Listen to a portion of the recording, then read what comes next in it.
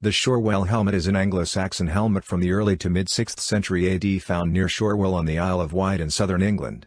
It was one of the grave goods of a high-status Anglo-Saxon warrior, and was found with other objects such as a pattern-welded sword and hanging bull. One of only 6 known Anglo-Saxon helmets, alongside those from Bendy Grange, Sutton Hoo, Coppergate, Wollaston, and Staffordshire, it is the sole example to derive from the continental Frankish style rather than the contemporaneous northern crested helmets used in England and Scandinavia. The grave was discovered by members of a metal detecting club in May 2004, and excavated by archaeologists that November. Ploughing had destroyed much of the surrounding Anglo-Saxon cemetery, leaving this as the only individually identifiable grave. The helmet had fragmented into around 400 pieces, perhaps in part because of the subsoiling, and was originally identified as a fragmentary iron vessel. Only after it was acquired by the British Museum and reconstructed was it identified as a helmet.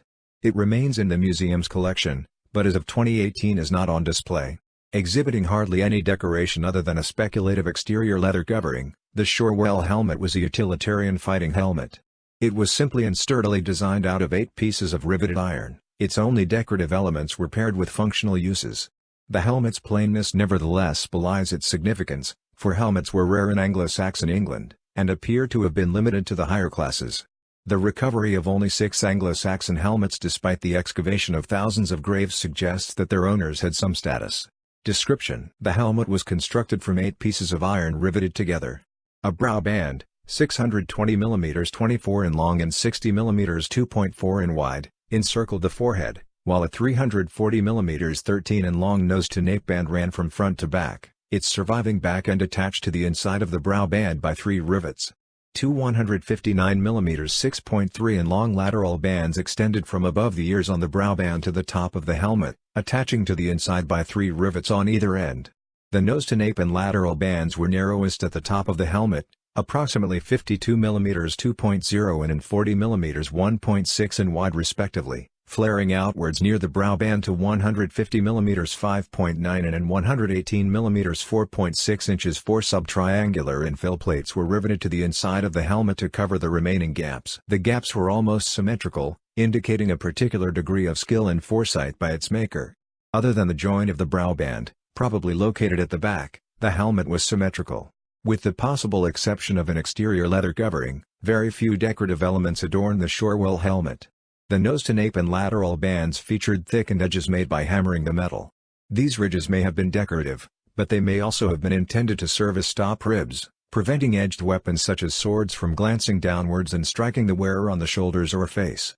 3 copper alloy rivets are found on the dexter side of the brow band, surrounded by what may be skin product. These may have functioned to hold an attachment strap, or a cheek guard made of something like cuir bouilli. The use of copper alloy rivets, instead of the iron ones used on the rest of the helmet, may reflect a decorative effect reserved for a non-structural element. It is possible that the exterior of the helmet may have been covered in leather or cloth, a decoration possibly indicated on other Frankish helmets, but it is too badly deteriorated for this to be determined. Any such leather could itself have been decorated. The leather or skin coverings of some contemporary scabbards and sheaths exhibit impressed designs or patterns raised in relief. A helmet lining is uncertain, but is possibly indicated by traces of skin product on the interior. The exact nature of the skin product, let alone its purpose, is considered ambiguous, and part of it may have been used in relation to a cheek guard. Leather linings have also been suggested for some late Roman and Anglo-Saxon helmets, which could also explain some of the traces in the Shorwell example. If so, this would likely have been used in conjunction with removable padding to increase comfort and protection. Typology: the Shorwell helmet is dated to approximately 500 to 550 AD, based on comparisons with similar helmets and the associated grave goods.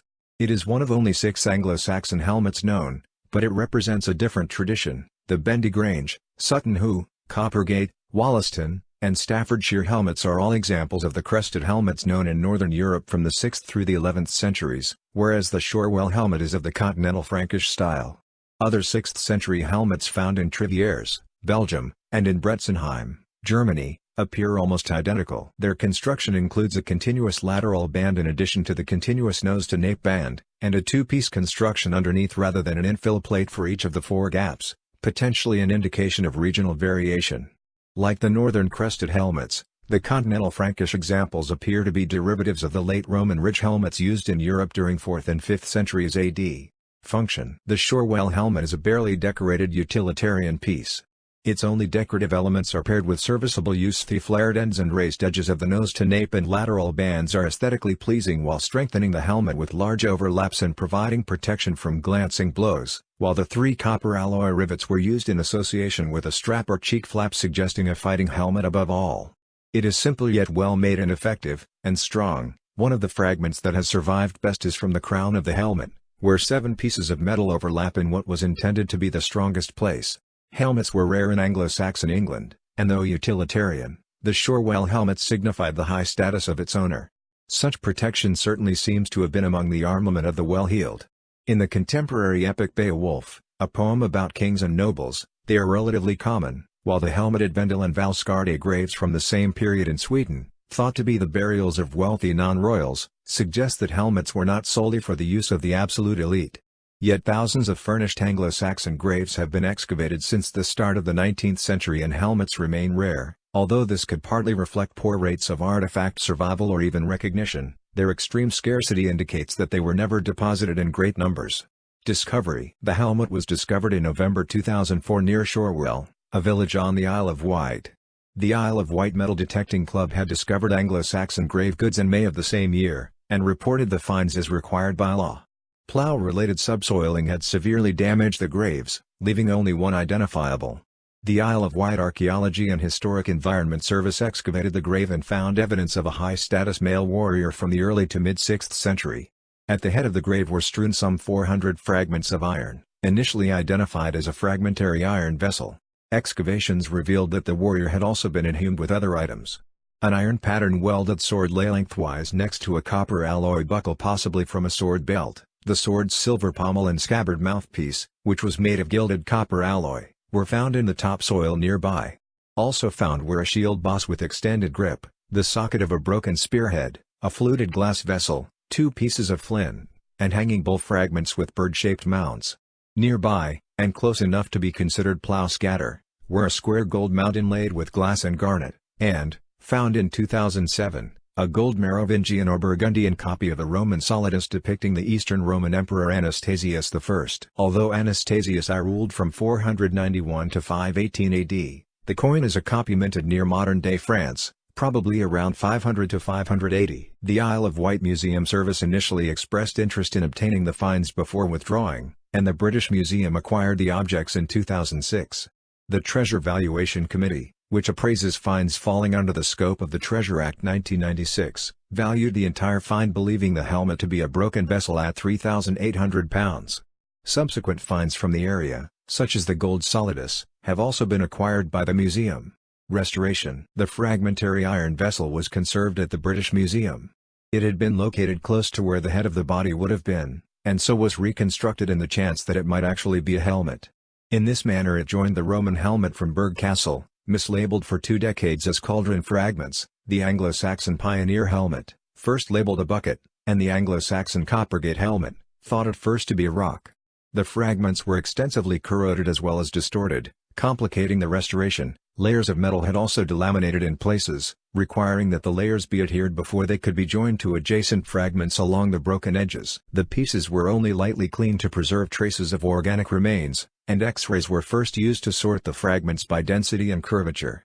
Approximately 2/3 of the helmet was then assembled and adhered, proving it for what it was. The unincorporated fragments were insufficient to account for the missing third of the helmet, suggesting that it had been damaged by ploughing. The Shorwell helmet is in the collection of the British Museum. As of 2018 it is not on display. Context: grave goods. During the early to mid-6th century, the Shorwell helmet was interred in the inhumation burial of a high-status male warrior. In this period, inhumation burials were often accompanied by items including joints of meat, pottery and metal vessels, and in certain cases weaponry. Weapon burials from the 5th and 6th centuries typically included a spear, shield, and sword, and more rarely other weapons, such as axes and arrowheads. By the 7th century, new types of weapons such as sixes and shields with sugar loaf boss were increasingly popular items placed in graves.